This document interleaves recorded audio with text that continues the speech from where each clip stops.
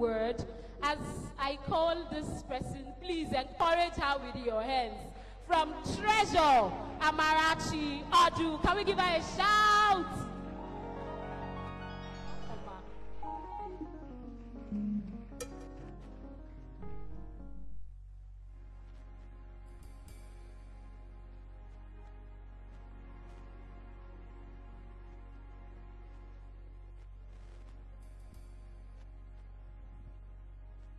Can you hear those cool sounds from the keyboard? What a fresh aura in this arena.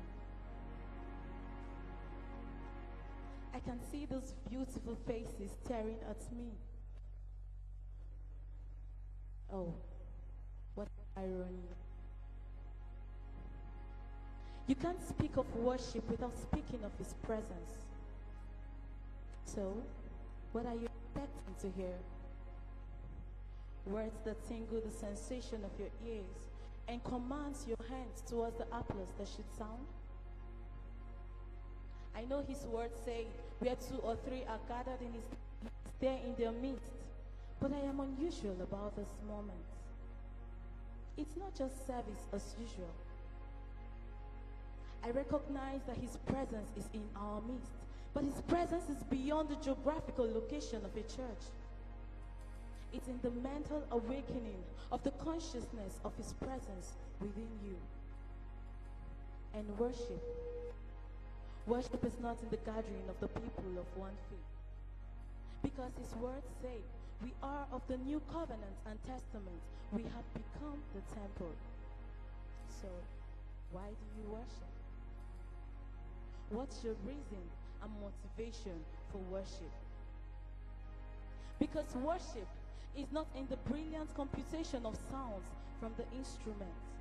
Worship is not in the vocal clarity of the worship leader. Worship is not in the beautiful sensational rhythm and blue vibes from that keyboard. Worship is not even in the perfect outfit from the choir. Worship is not in the award-winning voices from the backup singers. It's in the mental consciousness that awakens, that resurrects your inner man to recognize His presence. Because in worship, it floods my heart like an ocean of peace. In worship, it calms my weary and troubled soul. In worship, He is breaking every chain that has held me bound to live life according to original design. In worship, He is answering the very question that deafens my curiosity. In worship, He is reassuring me of my life and purpose for existence. Worship. I know there are days when your flesh tells you you are inadequate, you're guilty, your makeup is imperfections, you're limited, you can't raise your hands and worship. But let me remind you of His word that says, come boldly unto the throne of grace. For my sake and your sake 2,000 years ago, the curtain of demarcation was torn from top to bottom. So, lay aside all garments of filthiness and come boldly unto His throne and obtain mercy.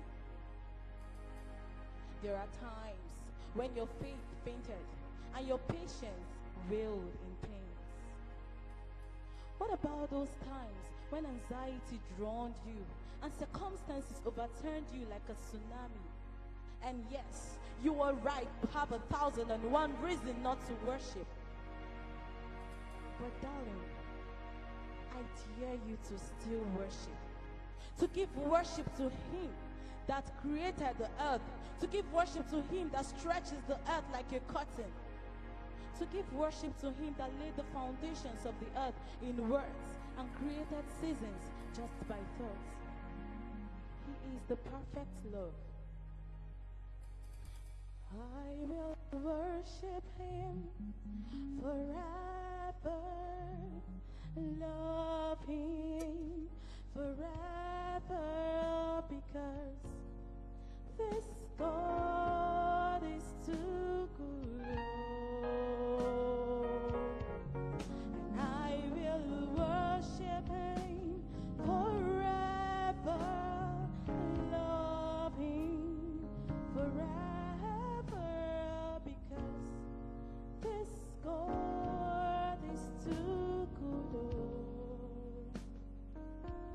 For your sake, he came this close to you.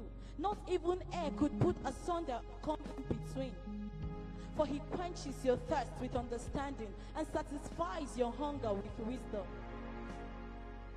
So, irrespective of the situations and circumstances, history and present, I believe the future when I come into his presence with worship.